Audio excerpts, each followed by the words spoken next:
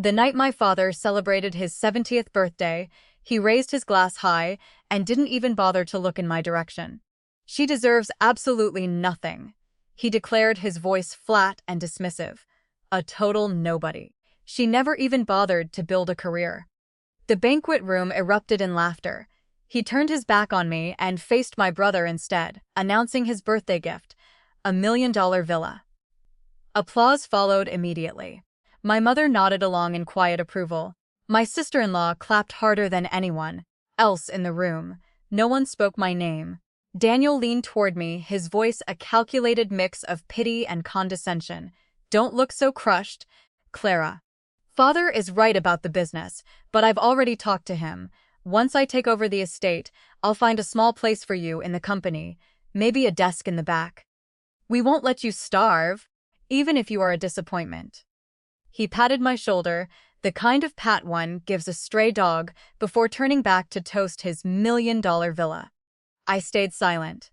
I waited for my moment to leave. The banquet hall was designed to impress: crystal chandeliers, starched white tablecloths, and servers in black vests moving like shadows between the guests. I had arrived early as instructed. I wasn't there as a guest of honor, but as someone expected to help coordinate, be useful, be invisible. My mother had called 3 days earlier to remind me to check on the caterers and the flowers. She never asked if I wanted to come. She simply assumed I would. I always did. The guest list was filled with my father's business associates, golf club friends, neighbors from their gated community, and relatives I only saw at funerals and milestone birthdays. Most of them didn't know me. As I moved through the room before the speeches began, I caught fragments of conversation. Richard's daughter, the younger one. I thought she lived out of state. "Does she even work?" I've never heard anyone mention what she does. I did not correct them. I did not introduce myself. I had learned long ago that my presence at family gatherings was tolerated rather than welcomed. My role was to fill empty space, to round out the family portrait for the photographers, and to disappear the moment the captcha stopped clicking. My brother Daniel stood near the front of the room with his wife Christine. They looked as though they had been styled for a magazine cover. Daniel wore a tailored navy suit with an impeccable cut. Christine's dress had that understated elegance that whispered "quiet money." Together, they received congratulations, handshakes, and warm embraces from nearly everyone who entered. No one approached me with that same enthusiasm. A few people offered polite nods. One woman asked if I knew where the restrooms were. Another mistook me for an event coordinator and asked about the dessert options. When my father finally made his announcement about the villa, I was standing near the back wall, close enough to hear every word, far enough to remain unseen. He had waited until most guests had genched their main course, until the champagne had flowed long enough to loosen tongues and heighten emotions. He stood at the head table with my mother at his side, both of them beaming with the satisfaction of people who believed they had earned everything they possessed. "I want to thank everyone for being here tonight," my father began. 70 years. I never thought I'd make it this far, but here I am surrounded by the people who matter most. He paused for effect, and the room went quiet. I've been blessed with a wonderful wife, a successful son, and a beautiful daughter-in-law who has given us 2 perfect grandchildren. Our family isn't perfect, but we've built something I'm proud of. And tonight, I want to announce something truly special, a gift that represents everything our family stands for. Daniel, Christine, please come up here. My brother and his wife walked to the front, their smiles polished and practiced. My father reached into his jacket pocket and pulled out a set of keys. "This is the key to your new home, a villa in Scottsdale. 4 bedrooms, a pool, a view of the mountains. You've earned it, son, for everything you've done for this family, for the business, for our name. This is my way of saying thank you." The applause was immediate and sustained. Christine covered her mouth with her hand, performing surprise, as though she had not known about the gift for weeks. Daniel embraced our father with the kind of warmth that cameras loved, while my mother wiped a stray tear from her eye. I stood frozen, watching the celebration unfold, waiting for someone to turn around and acknowledge that I was still in the room. No one did. It was during the applause that someone asked my father a question I could not quite hear. His response, however, carried across the room with perfect clarity. "Clara," he said. "She deserves nothing. A nobody. She never built a career. Unlike Daniel, she never understood what it takes to succeed in this family." More laughter followed. A few sympathetic glances were sent my way, only to be quickly averted. My mother did not flinch. Christine clapped even louder, as if to emphasize the point. As I reached the door, it opened. A man I did not recognize stepped inside. He was not family. He had not been invited. He was older, perhaps in his early 60s, with silver hair and a dark suit that looked expensive but not ostentatious. He carried himself with the quiet confidence of someone accustomed to being in rooms full of powerful people. He scanned the crowd détente, then looked directly at me. "Excuse me," he said, his voice low but clear. "Are you Clara Whitmore?" The laughter died away instantly. "I'm Thomas Harrington," he continued. "I'm a senior editor with Forbes. I apologize for interrupting your family celebration, but I need to speak with you. Urgently." The conversations around us faltered. People turned to stare. My father, still standing at the front of the room with the villa keys in his hand, stared at the stranger with an expression I had never seen on him before.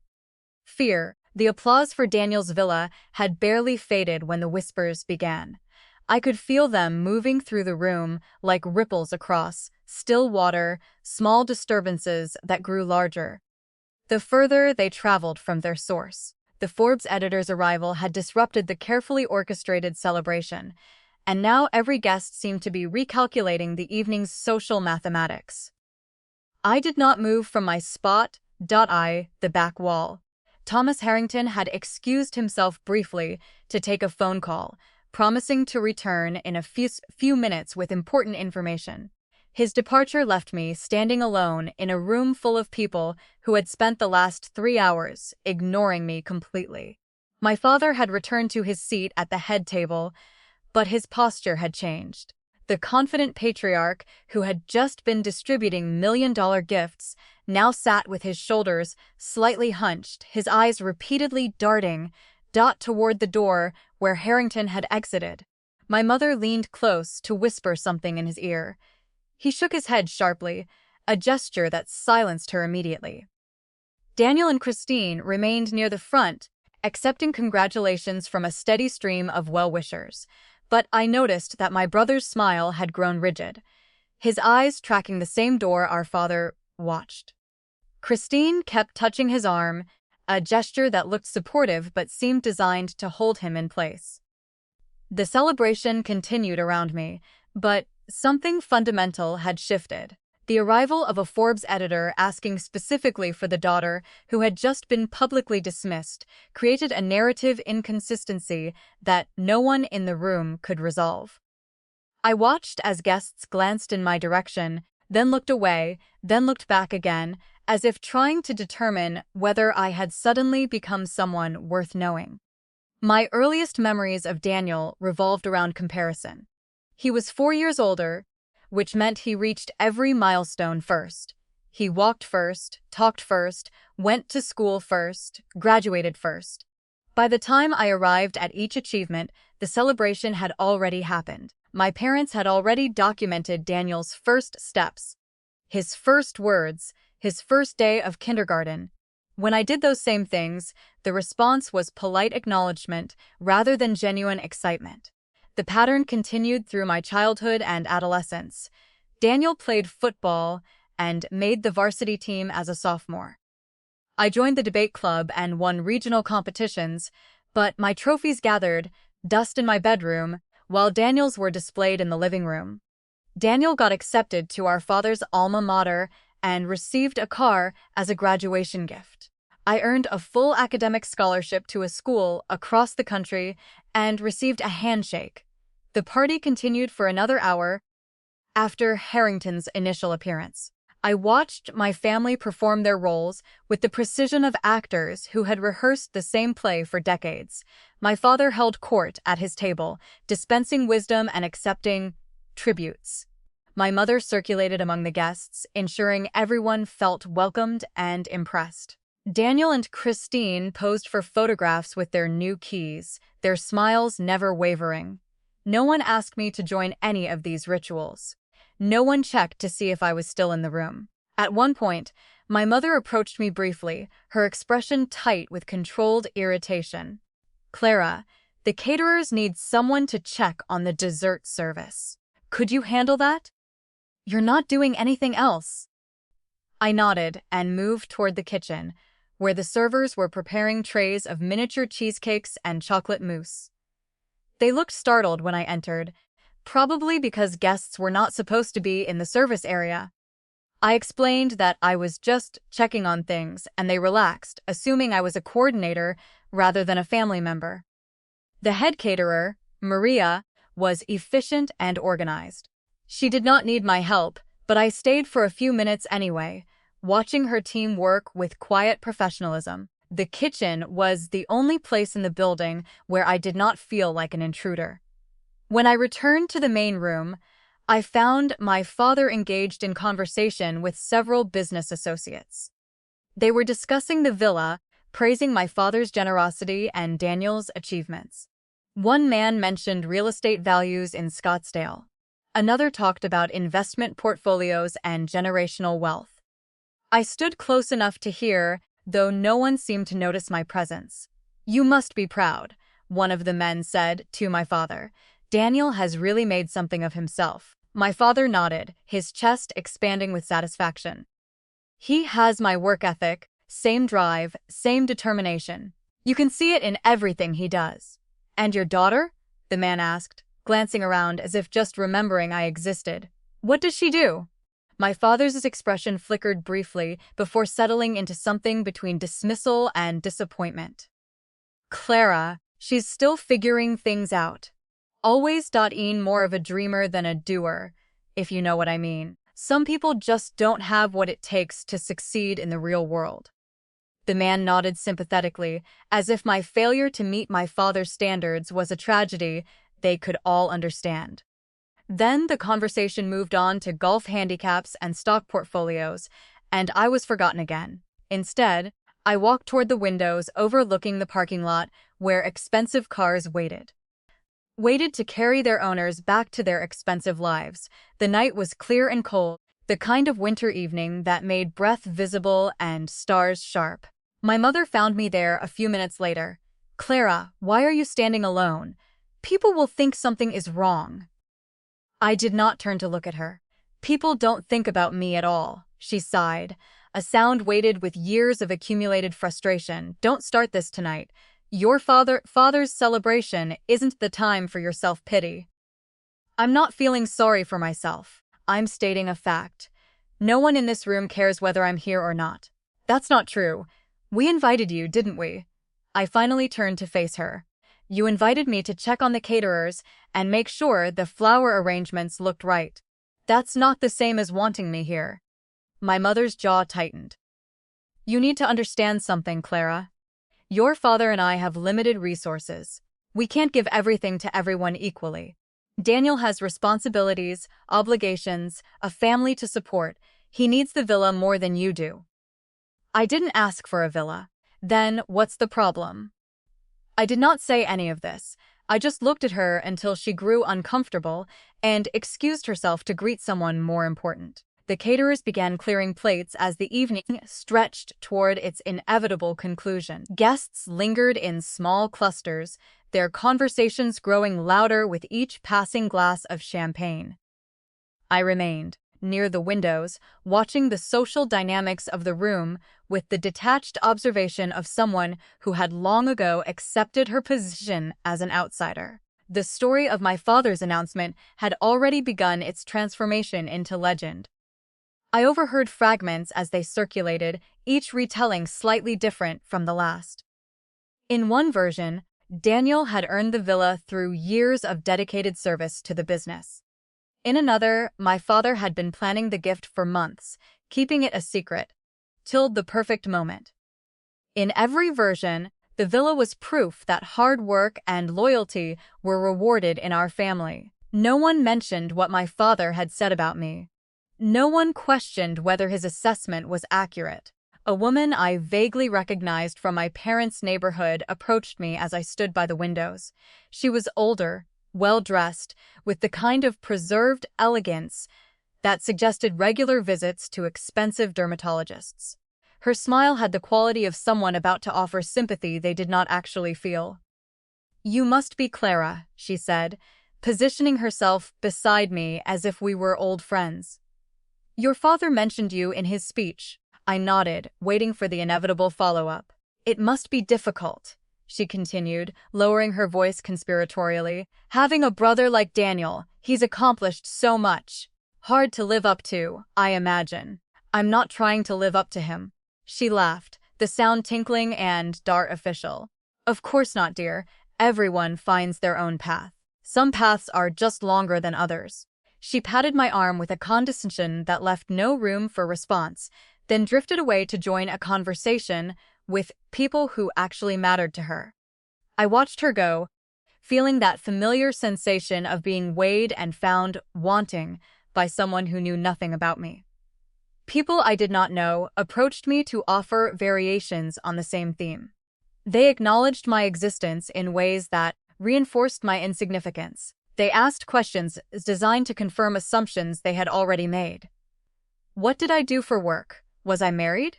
Did I have children? Each question came loaded with expectations of failure, and each answer I gave seemed to satisfy their need to categorize me as someone who had not achieved what she should have. I stopped engaging after the third or fourth conversation. I gave short answers or no answers at all. My sister-in-law, Christine, made her way toward me during a lull in the congratulations. She walked with the careful grace of someone who had learned to move in expensive shoes, her smile fixed in place like a mask she had forgotten how to remove. "Clara," she said, stopping close enough that I could smell her perfume, a heavy floral scent that filled the space between us. "I just wanted to say, don't take what your father said too personally. You know how he gets when he's had a few drinks." "He wasn't drunk." Christine's smile flickered but held. "Well, he gets carried away sometimes." The villa was a surprise for us, too. We had no idea he was planning something so generous. I looked at her steadily. "You knew about the villa 3 weeks ago. Daniel mentioned it when you came to pick up the kids from my apartment." Her expression shifted, the mask slipping just enough to reveal something harder underneath. That was different. We knew he was considering it. We didn't know he'd announce it tonight. "Does the timing matter?" Christine's composure cracked further. "Look, Clara, I'm trying to be nice here. I know things haven't been easy for you, but that's not our fault. Daniel worked hard for everything he has. Your father recognizes that. Maybe if you'd made different choices." "Different choices?" I repeated. "Yes, career choices, life choices. You can't blame us for the fact that you haven't figured out what you want to do with your life." I did not correct her. I did not offer evidence to the contrary. I simply looked at her until she grew uncomfortable enough to excuse herself and return to her husband's side. I excused myself from the main room and found a quiet corner near the coat check. The attendant, a young woman, likely working her way through college, looked up from her phone with professional alertness. "Can I help you find something?" "No," I said. "I just need a minute." She nodded sympathetically, the way people do when they recognize someone trying to hold themselves together. "Rough night?" "Something like that." She went back to her phone, giving me the privacy I needed. I stood in the quiet space, breathing slowly, reminding myself that this evening was temporary. When I returned to the main room, I found that the dynamics had shifted again. The Forbes editor, Thomas Harrington, had returned from his phone call. He stood near the entrance, scanning the crowd with the focused attention of someone looking for a specific person. Our eyes met across the room. He began, walking toward me, his expression unreadable. The conversations around us continued, but I noticed that people were beginning to watch. The same guests who had spent the evening ignoring me were now tracking the Forbes editors' movement, trying to understand why someone from a major financial publication would have any interest in the family's overlooked daughter. My father noticed, too. From his position at the head table, he watched Harrington approach me with an expression that combined suspicion and something I had never seen on his face before, genuine concern. Thomas Harrington reached me just as the string quartet my father had hired began playing a waltz. The music provided convenient cover for our conversation, muffling our words from the curious ears around us. "Miss Whitmore," he said, keeping his voice low, "I apologize again for the intrusion. I know this isn't the ideal setting for what I need to discuss." "What do you need to discuss?" He glanced around the room, noting the attention we were attracting. "Perhaps somewhere more private. This conversation shouldn't happen in the middle of your father's celebration." "This isn't my celebration." Something shifted in his expression, a flicker of understanding that suggested he had already formed opinions about my family dynamics. "Nevertheless, is there somewhere we could speak without an audience?" Before I could answer, my father appeared beside us. He moved with the forced casualness of someone trying to assess control over a situation he did not understand. "Everything all right here?" he asked, directing the question at Harrington rather than me. "I don't believe we've met. Richard Whitmore." Harrington shook his hand with professional courtesy. "Thomas Harrington, Forbes." My father's smile tightened almost imperceptibly. "Forbes, I wasn't aware anyone from the press had been invited tonight." "I wasn't invited, Mr. Whitmore. I'm here on business." "Business? What kind of business would bring Forbes to my birthday party?" Harrington looked at me, then back at my father. "Business with your daughter, actually." The statement hung in the air between us. My father's confusion was visible, his eyes narrowing, his brow furrowing, his mind clearly struggling to reconcile the idea of Forbes having business with the daughter he had just publicly dismissed as a nobody. "Clara." He laughed, but the sound was hollow. "I think there might be some mistake. Clara doesn't have any dealings with Forbes." "No mistake," Harrington said evenly. "Actually, Mr. Whitmore, I've been chasing a shadow for months. My investigation into the sudden shift in the city's commercial landscape led me here. I need your daughter to confirm a few high-stakes details before our lead story goes to print at midnight. It's a matter that will redefine the name Whitmore forever." My father's face hardened. He did not see a secret billionaire. He saw a liability. "What has she done now? If she's else involved in some legal mess or debt, I won't have it ruining my reputation tonight. Clara, tell this man whatever trouble you've caused and get out." Daniel appeared next, Christine trailing behind him. The Golden Sun had sensed a threat to the evening's narrative and came to support his father. "What's going on?" Daniel asked, positioning himself beside our father in a display of family solidarity. "This gentleman from Forbes claims he has business with your sister," my father said.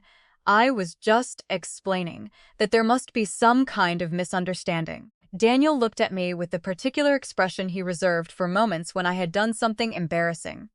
"Clara, what is this about?" "I don't know yet," I said honestly. "Mr. Harrington hasn't told me." "Then maybe you should ask him to leave. This is Father's birthday. It's not some business meeting." Harrington remained unruffled by the family's united front. "I understand this is an inconvenient time. I wouldn't be here if the matter weren't urgent. We're publishing a story tomorrow morning, and I need to speak with Miss Whitmore before it goes to print." "A story about what?" my mother demanded. As I said, that's confidential until Ms. Whitmore and I have a chance to discuss it. The impasse stretched for several seconds. Guests nearby had stopped pretending not to listen. The string quartet played on their waltz, providing an absurd soundtrack to the growing tension. I made a decision. "There's a small conference room down the hall," I said. "We can talk there." My father grabbed my arm, not roughly, but firmly enough to make his objection clear. "Clara, you don't have to do this. We don't know who this man really is or what he wants." "He's shown me his credentials," I said, gently removing my arm from his grip. And whatever he has to say, I'd rather hear it in private than in front of all your guests. We should come with you." "No." The word surprised him. I could count on one hand the number of times I had directly refused my father anything. He was so accustomed to my compliance that my refusal seemed to stun him into momentary silence. I used that silence to walk away, Harrington falling into step beside me. "Thank you," he said quietly as we moved through the crowd. "This will be easier to discuss without an audience." I did not respond. I was too aware of the eyes following us, the whispers beginning to spread, the social calculus being recalculated by everyone who had witnessed the exchange. Jodnorts, the conference room was small and utilitarian, clearly a space meant for building management rather than elegant gatherings. Fluorescent lights hummed overhead, and the furniture consisted of a scratch table surrounded by mismatched chairs. It was a stark contrast to the chandelier-lit ballroom we had just left. Harrington closed the door behind us and gestured for me to sit. I remained standing. "Say what you came to say." He nodded, reaching into his jacket pocket for a leather portfolio. "Ms. Whitmore, I'll get straight to the point. Forbes has been working on a feature about anonymous investors who have quietly amassed significant real estate portfolios over the past decade. Our research led us to a holding company called Whitfield Properties. Are you familiar with it?" I said nothing. "I understand if you're reluctant to confirm. Many of our subjects prefer anonymity, but the story is going to be published tomorrow morning regardless. I'm here tonight because we wanted to give you the opportunity to comment before it does." "Why tonight?" I finally asked. "Why not reach out through normal channels?" "We tried. Your representatives have been declining our requests for weeks. When we learned about your father's birthday celebration, we decided to make a final attempt. Tomorrow's issue goes to print at midnight. What do you want from me? Just confirmation. And if you're willing, a brief comment for the article." I turned to face him. "And if I refuse to confirm, we'll publish based on our documentation. We have corporate records, property deeds, financial statements." He spread several documents on the table. Records I recognized, a paper trail that led unmistakably to me. "Ms. Whitmore, I've been doing this job for 30 years. I've profiled billionaires and titans of industry, but I've never seen anyone build what you've built while remaining so completely invisible." I looked at the documents at the proof of everything I had created while my family was busy dismissing me. "No," I said quietly. "They don't see." But for the first time that night, the room was not laughing anymore. Harrington gave me 15 minutes to make my decision. He stepped into the hallway to make a phone call, leaving me alone with the documents spread across the conference table. I heard footsteps in the hallway, multiple sets moving with purpose. A moment later, my father opened the conference room door without knocking. My mother and Daniel were close behind, their expressions ranging from confusion to barely concealed alarm. "Clara, what is going on?" my father demanded. "That man won't tell us anything. What does Forbes want with you?" "He came to verify some information for an article they're publishing tomorrow." "What article? What information? About my work?" My father laughed, the sound sharp and dismissive. "Your work? What work?" "Clara, I don't know what you've told these people, but you need to explain to them that there's been a mistake. You don't have anything Forbes would want to write about." "Richard?" my mother said quietly, her tone carrying a warning. "No, this is absurd. Clara doesn't have a career. She doesn't have accomplishments. She's been drifting for years while Daniel built something real. Whatever this is, it's obviously some kind of misunderstanding, and we need to clear it up before it causes problems for the family." Daniel nodded in agreement. "Father's right. Clara, whatever you've gotten yourself into, we can fix it. But you need to tell us what's happening." I sat down at the conference table, suddenly very tired. "I haven't gotten myself into anything," I said, "and there's nothing to fix." "Then why is Forbes here?" Before I could answer, Harrington returned. He paused in the doorway, taking in the scene. My father's aggressive posture, my mother's worried hands, Daniel's protective stance, and me sitting calmly at the table while my family surrounded me like prosecutors around a defendant. "I see we have company," Harrington said mildly. "This is a family matter," my father said. "Whatever you think you know about my daughter, I can assure you, Mr. Whitmore." Harrington interrupted, his tone polite but firm. "With respect, I've done extensive research. I know exactly who your daughter is. She's nobody. She has nothing. I've been supporting her for years while she figured out her life. Have you?" The question hung in the air. My father's confidence wavered for the first time. She lived in modest apartments. She's driven used cars. She's never shown any signs of financial success whatsoever. Appearances can be deceiving, Mr. Whitmore. What's that supposed to mean? Harrington looked at me, silently asking permission. I gave a small nod. It means that while you've been supporting your son with million-dollar villas, your daughter has been quietly building a real estate portfolio worth more than most Fortune 500 executives will accumulate in their lifetimes. Your daughter is the sole beneficial owner of Whitfield Properties, a holding company with assets valued at approximately $2 billion. My father's mouth opened, then closed, then opened again without producing sound. My mother went very still. Daniel looked at me with an expression I had never seen before, something between disbelief and the first flickerings of genuine fear. "That's impossible," my father finally managed. "I have the documentation right here." Harrington gestured at the papers on the table. "Corporate records, property deeds, financial statements. Your daughter is the sole owner." My father reached for the nearest document with hands that were not quite steady. He scanned the page, his eyes moving rapidly across numbers and names he did not recognize. Then he looked at me with an expression I had never seen directed at me before. Not disappointment, not dismissal, not condescension. Clara, how I did not answer. "I need to speak with Mr. Harrington privately," I said. "Please leave." "We're not leaving until we understand what's happening," Daniel said. "Daniel, you haven't been interested in what's happening in my life for 15 years. You don't get to start now because Forbes showed up." The words landed harder than I intended. Daniel stepped back as if I had struck him. My mother moved to my father's side, steadying him with a hand on his arm. "Richard, perhaps we should give Clara some space. We can discuss this after." "No." My father's voice had regained some of its authority, though it sounded hollow. "I want to know how this happened. I want to know why no one told me." "Because you never asked," I said quietly. "Because you decided who I was when I was 12 years old, and you never revised that opinion no matter what I did.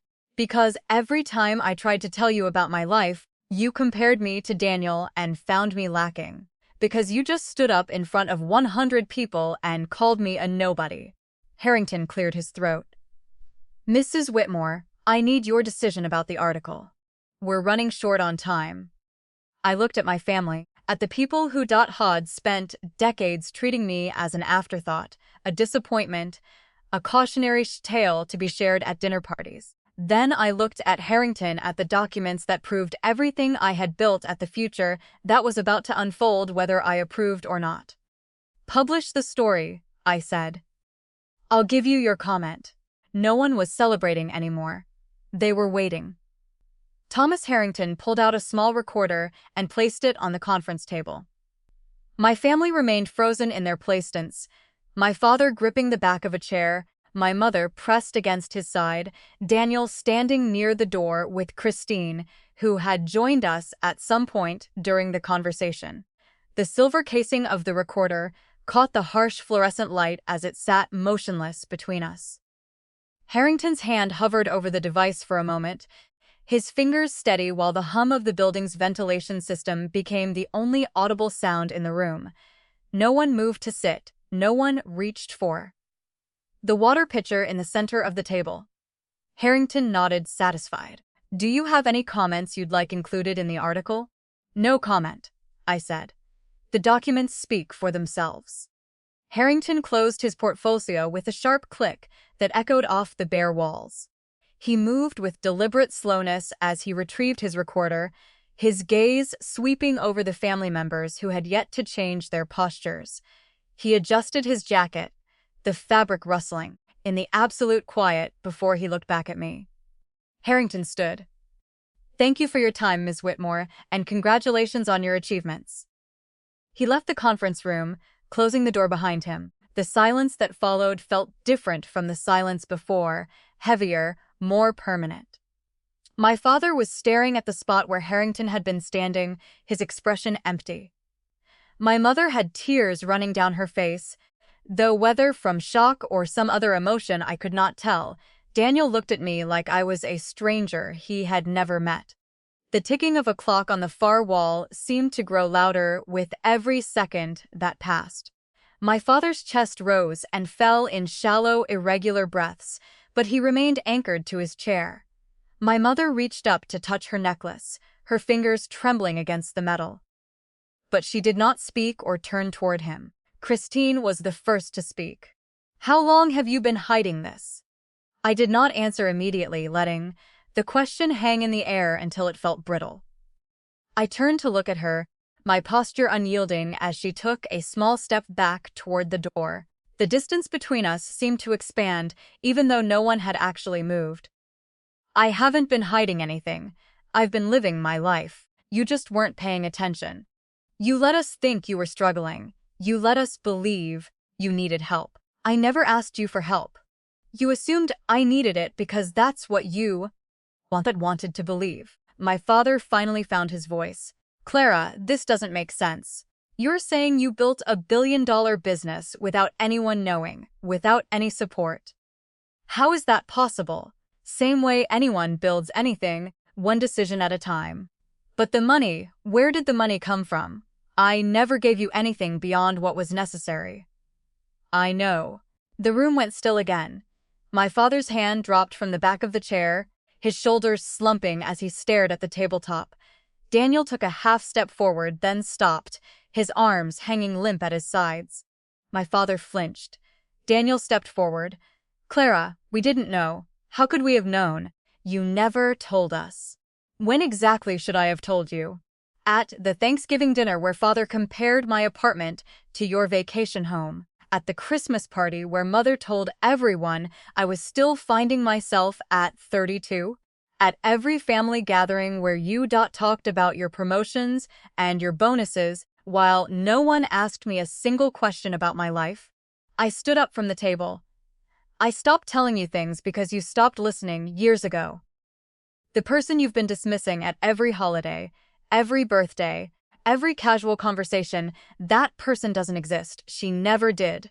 You invented her because it was easier than seeing me as I actually am." My mother reached toward me.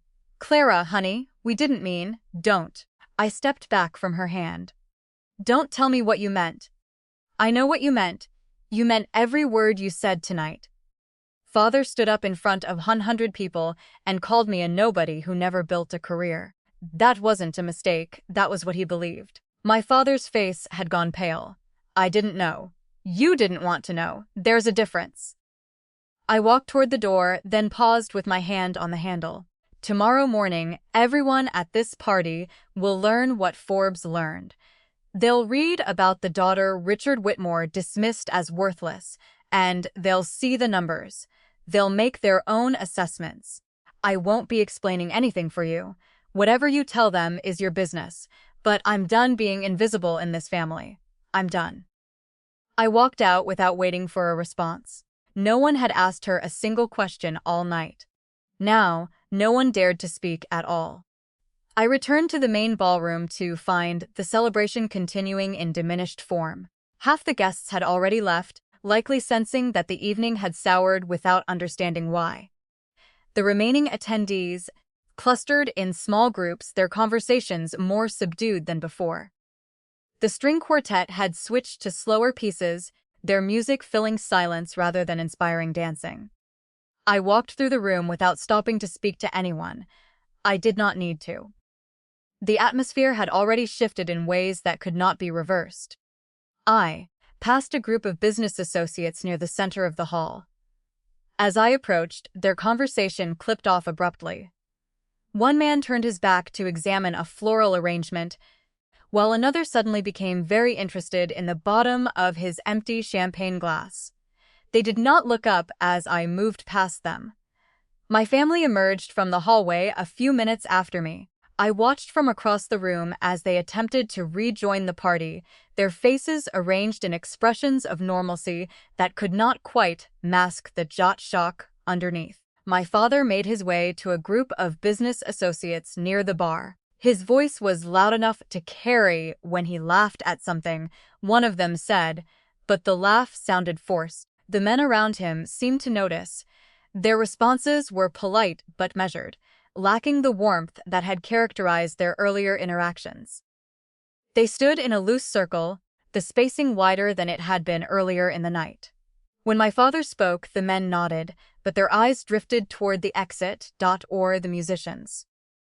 No one asked him a follow-up question. Daniel and Christine positioned themselves near the gift table, where they made a show of examining the cards and presents that had accumulated throughout the evening.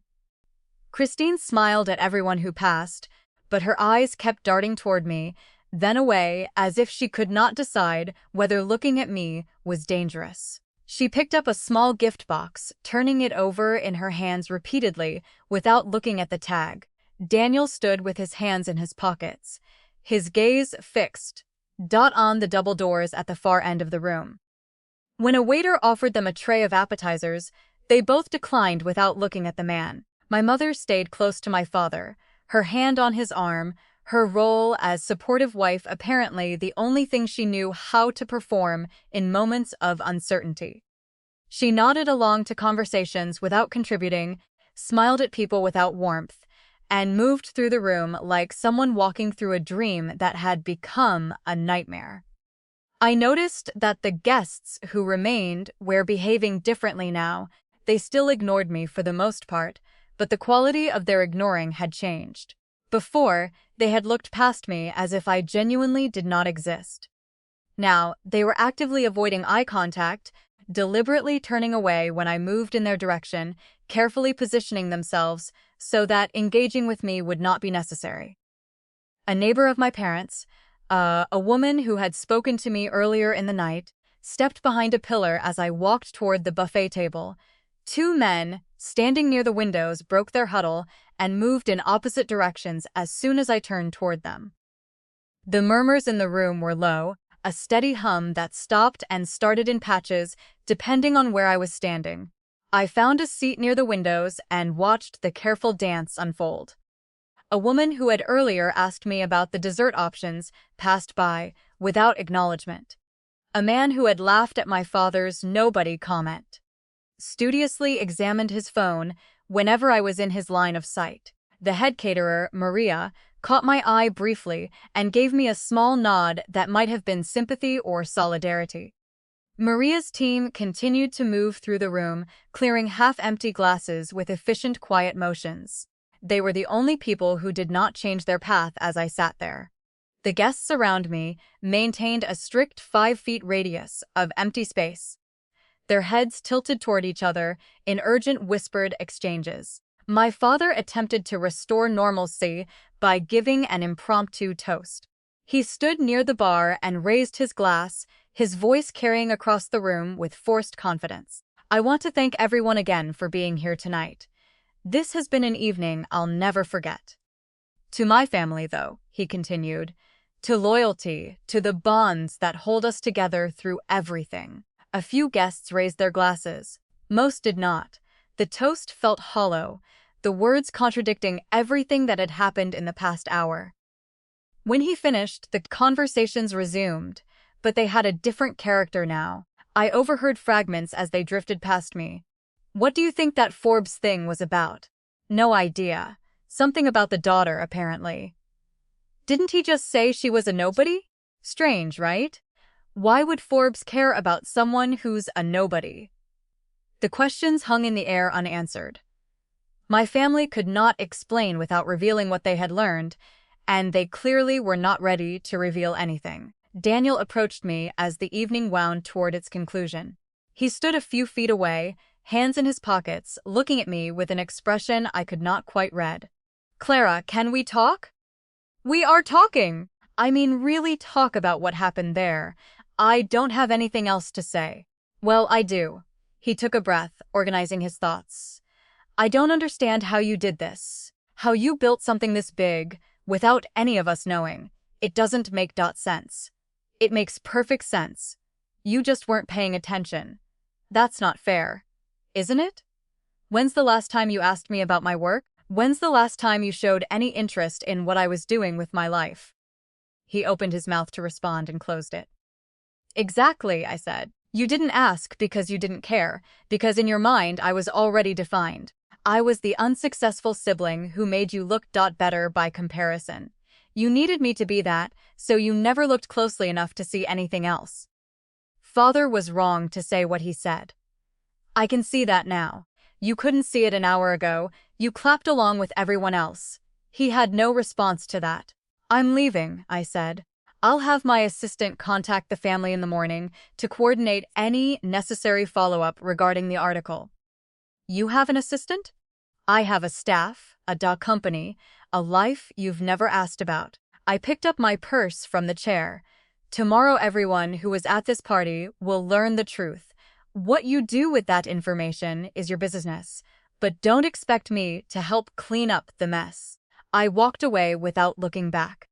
Nothing had exploded, but the room would never arrange itself around them again. The Forbes article published at 6 a.m. Eastern, exactly as Thomas Harrington had promised. By 7 o'clock, my phone had accumulated over 300 messages, from numbers I did not recognize. By 8 o'clock, the major business news networks had picked up the story. By noon, my father's birthday celebration had become a footnote to the larger narrative of a secret billionaire revealed.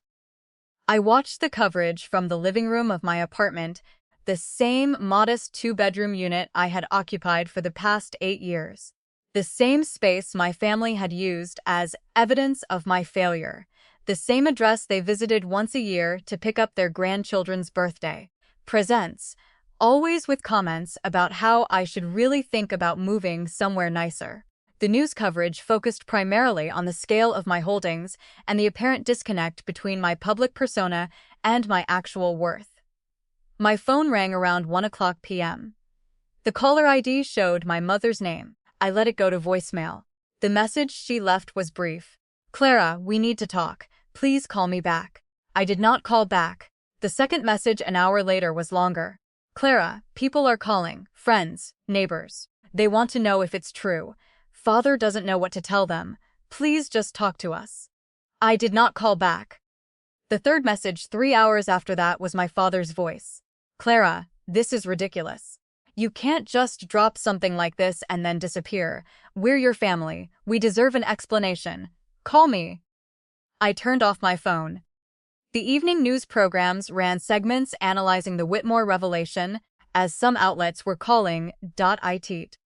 They showed my father's photograph next to mine and noted the irony of his birthday celebration becoming the setting for his daughter's unmasking. Commentator pointed out that Richard Whitmore's own net worth was estimated at around $30 million, a respectable sum, but less than 3% of what his daughter had quietly accumulated. I watched my father's world shrink in real time.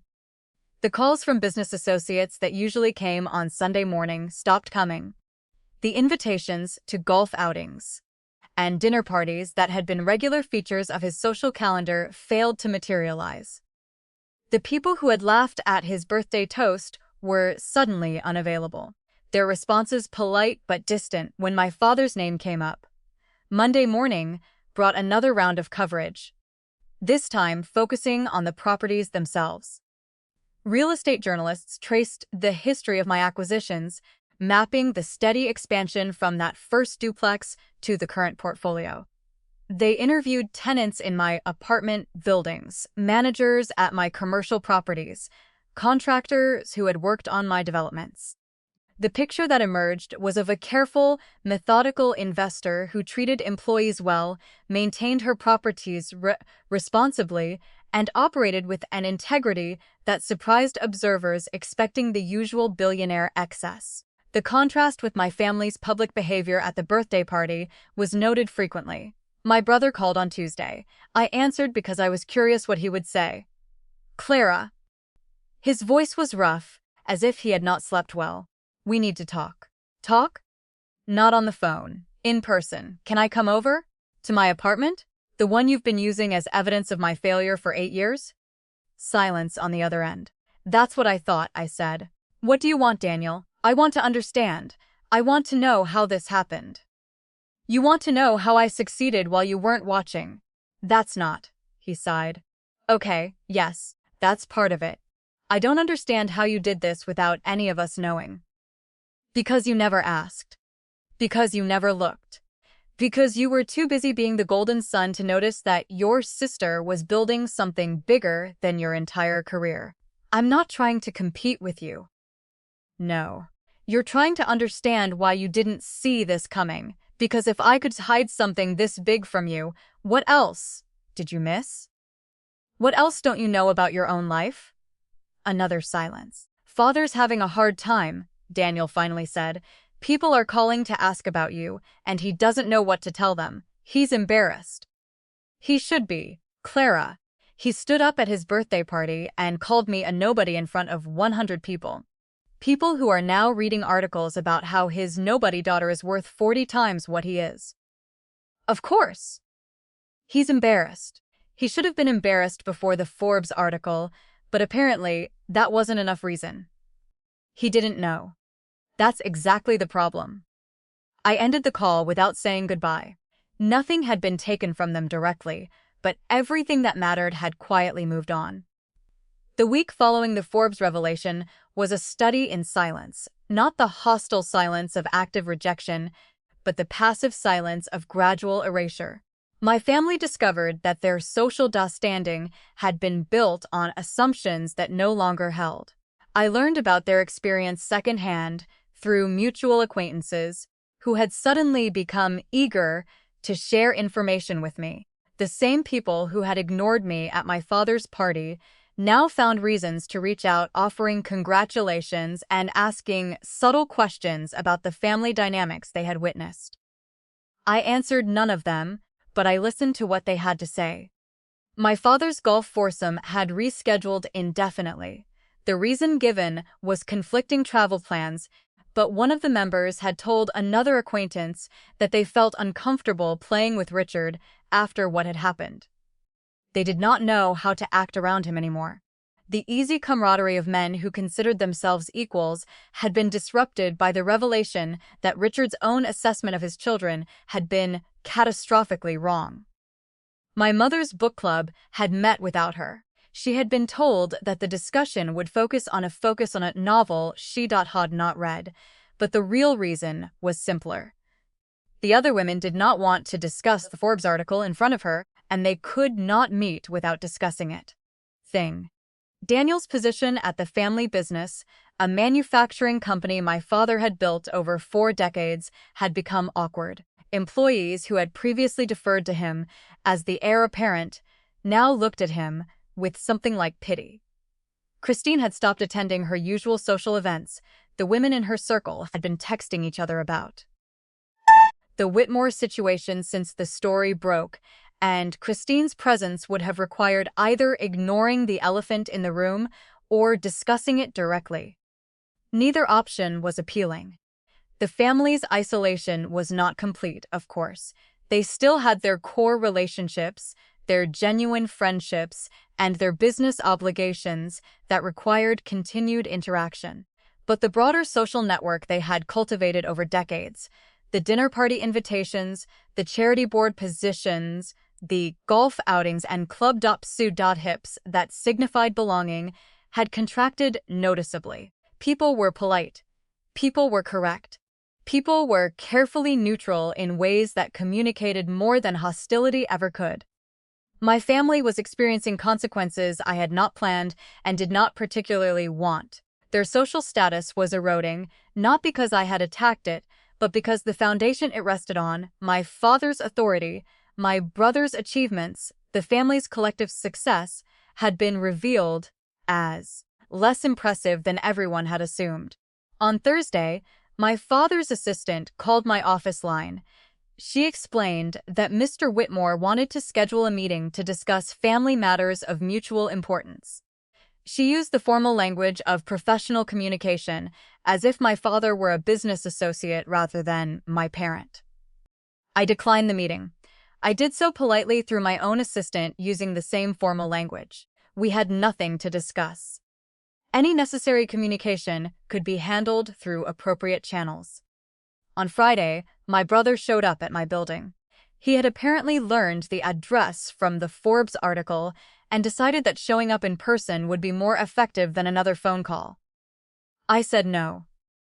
They escorted him out with professional courtesy. On Saturday, my mother appeared at the modest apartment, the one she thought was my real home. I happened to be there collecting mail that had accumulated since the article was published.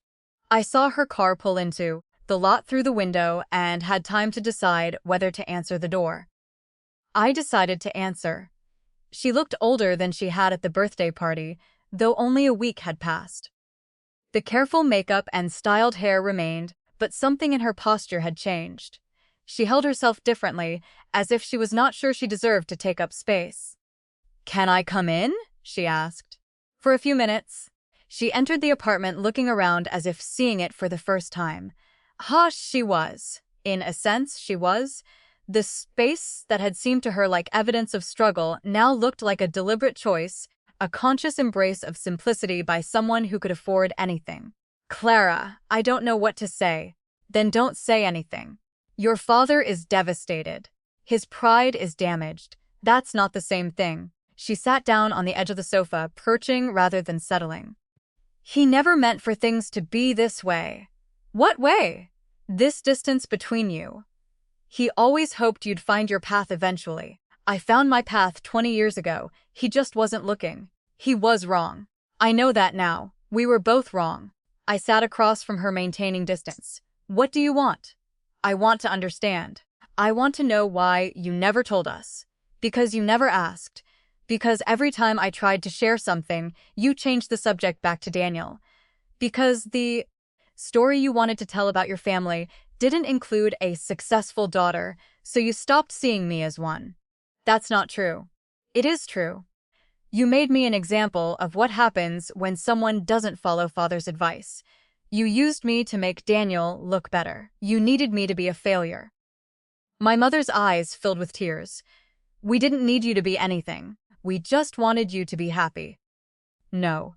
You wanted me to be happy in a way you could understand. When I chose a different path, you decided I must be lost rather than simply going somewhere you couldn't follow." The tears spilled over. My mother wiped them away with a practiced gesture, maintaining her composure even as it cracked. "Can we fix this?" she asked. "Is there any way to start over?" "I don't know," I said honestly. "But today isn't the day to try." She nodded, accepting the answer without argument. When she left a few minutes later, she did not try to hug me. She did not ask when we could talk again. She just walked to her car and drove away. Nothing had been taken from them directly, but everything that mattered had quietly moved on. The family meeting happened 2 weeks after the Forbes article. My father called it using language that suggested command rather than request. Daniel reported this to me in a voicemail I did not return. Apparently, I had been invited, though the invitation was delivered through my brother rather than directly. I did not attend, but I learned what happened from sources that had emerged since my unmasking. The meeting took place at my parents' house in the formal living room my mother reserved for occasions she considered significant. My father sat in his usual chair, the leather wingback positioned near the fireplace, where he could address the room like a CEO addressing his board. My mother sat on the adjacent sofa. Daniel and Christine occupied matching chairs on the opposite side. My father opened with a speech. He spoke about family loyalty, about discretion, about the importance of presenting a united front to the outside world. He spoke about the media attention and how it needed to be managed carefully. He spoke about Clara, about me, as if I were a problem to be solved rather than a person who had made choices. The speech lasted approximately 10 minutes. When it ended, Daniel asked the first question. What are we supposed to tell people? My father did not have an answer. The usual authority in his voice faltered when he tried to respond. He had not prepared for questions. He had expected everyone to accept his analysis and follow his lead the way they always had. My mother intervened with a suggestion. Perhaps they could frame the situation as a happy surprise. Perhaps they could claim they had known about Clara's success all along and had been respecting her privacy.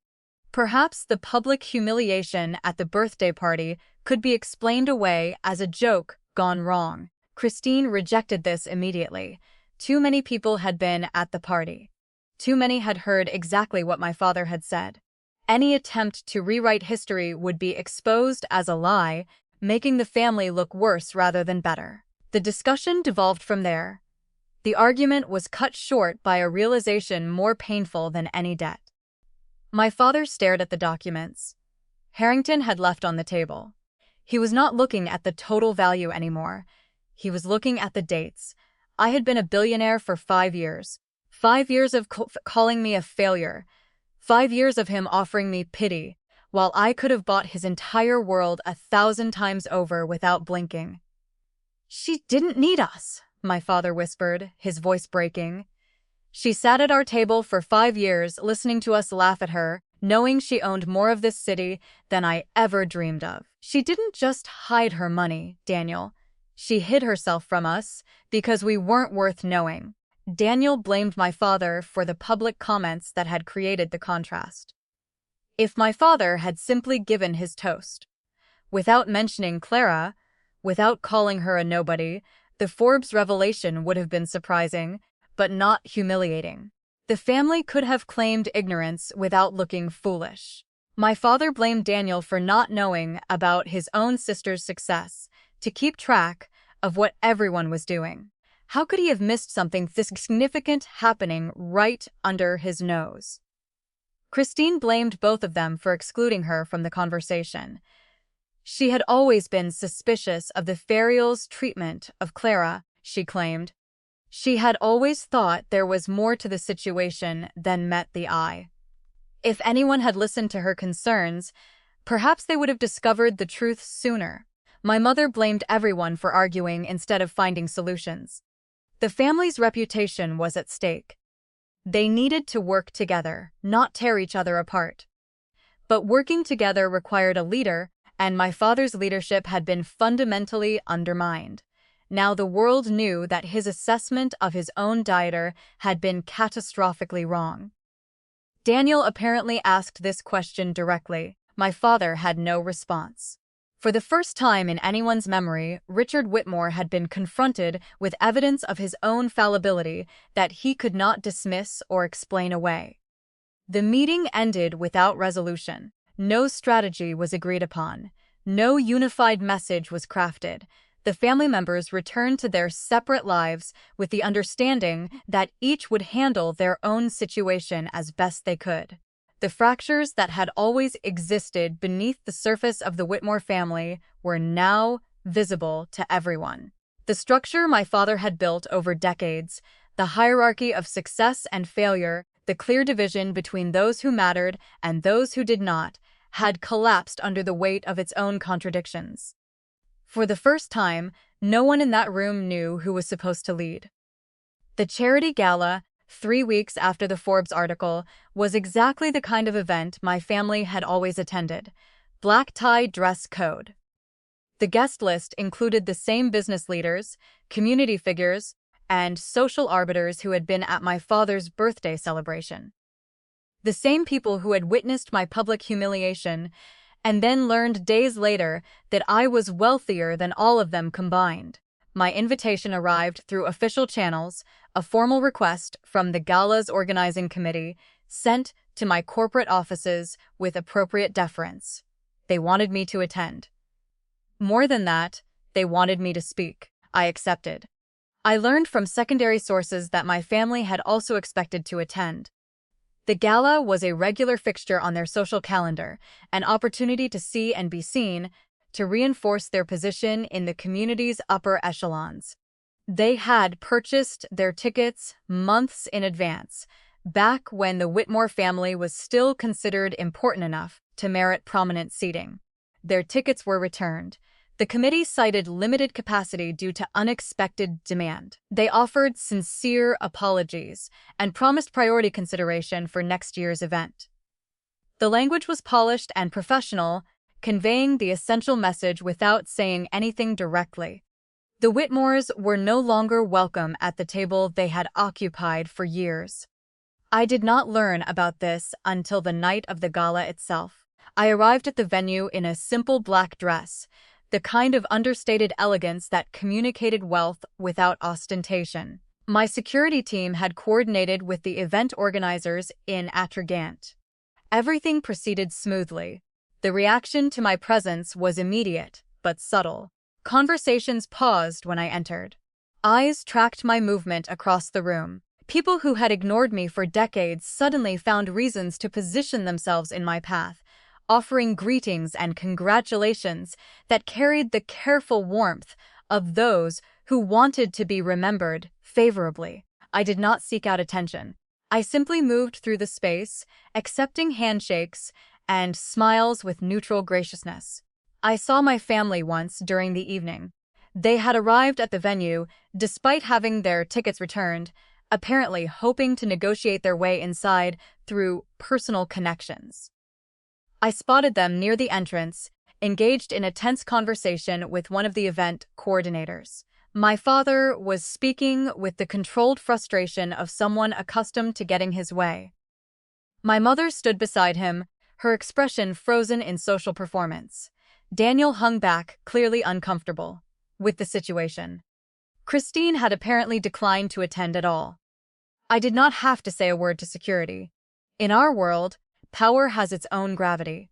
The moment my name was printed, my father's status evaporated.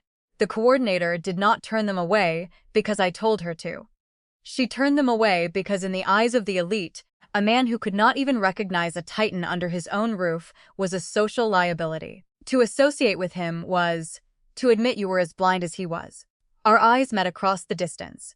My father, my mother, my brother, all three looked at me with expressions of recognition that came 20 years too late. I did not approach them. I did not wave or nod or offer any gesture of acknowledgement. I simply turned away and continued toward the main ballroom where the evening's program was about to begin. The speech I gave was brief. I talked about affordable housing, the importance of supporting families who were working to build better lives, and the values that had guided my investments over the years. I did not mention my family. I did not reference the Forbes article, the birthday party, or any of the drama that had brought me to this moment. The audience applauded. The nonprofit's director thanked me for years of anonymous support. Photographs were taken. Interviews were declined. When the formal program ended, I slipped out through a side exit, avoiding the crowds who wanted to extend conversations, propose partnerships, or simply bask in proximity to someone the world had suddenly decided was important. My driver was waiting in the designated area. I climbed into the back seat and let the quiet of the vehicle surround me. She had not taken anything from them. She had simply stopped being available. The morning after the gala was quiet. I woke up in my actual residence and watched the sun rise over a city that now knew my name. The coverage of the previous evening's event was already circulating online, my photograph accompanying stories about anonymous philanthropy and the mysterious billionaire who had hidden in plain sight. I made coffee in the kitchen that overlooked the skyline, the same skyline I had watched from the window of my first duplex, calculating how many properties I would need to acquire before I could afford a view like this one. The journey from there to here had taken 20 years, and now it was complete in ways I was still processing. My phone remained off. It had been off since the Forbes article, except for brief periods when I coordinated with my staff about necessary business matters. The messages from my family had accumulated in my voicemail, growing increasingly desperate as the days passed. I had not listened to most of them. I did not need to know what they were saying. The conversation I had been avoiding for decades was not going to happen on their terms. The morning stretched into the afternoon. I read, answered emails, and reviewed the quarterly reports my CFO had prepared. The business continued operating regardless of the publicity, the properties generating revenue, the investments appreciating, the empire I had built functioning exactly as it was designed to function. Nothing about my actual life had changed because of the Forbes article. Only the world's perception of that life had shifted. Around 3 o'clock in the afternoon, I received a message through official channels. My assistant forwarded it without comment. A formal letter from my father printed on his company's letterhead requesting a meeting to discuss family matters of mutual importance. I considered the letter for a long time. The language was careful, stripped of the authority and condescension that had characterized my father's communication for as long as I could remember. He was asking rather than telling, requesting rather than demanding. The shift in tone acknowledged something he had never acknowledged before, that I had the power to refuse him. I considered the letter, then thought about the monthly allowance Daniel had once offered me. I thought about the administrative desk they had planned for their disappointment of a daughter. I did not send a response. I did not have my lawyers call. I simply dropped the letter into the shredder, not as an act of revenge, but as an act of housekeeping. They had spent 30 years making me nothing, and I was finally giving them exactly what they wanted. Nothingness. My silence was not a weapon.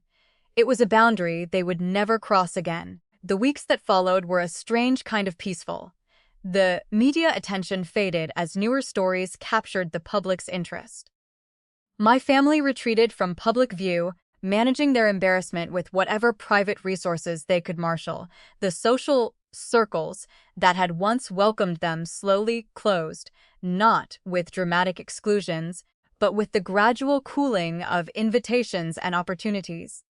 I heard through intermediaries that my father had scaled back his involvement in the company, citing health concerns that no one quite believed. Daniel had been given more responsibility, but the transition was awkward. The authority he inherited was shadowed by questions about whether he deserved it. My mother had withdrawn from most of her social activities. She spent more time at home now, more time alone. My family had called me nothing for 30 years. They had defined me by my deficiencies, measured me by their own standards, and found me consistently wanting. And now the world knew different, not because I had proven them wrong, but because the truth had finally become impossible to ignore. I did not need them to apologize.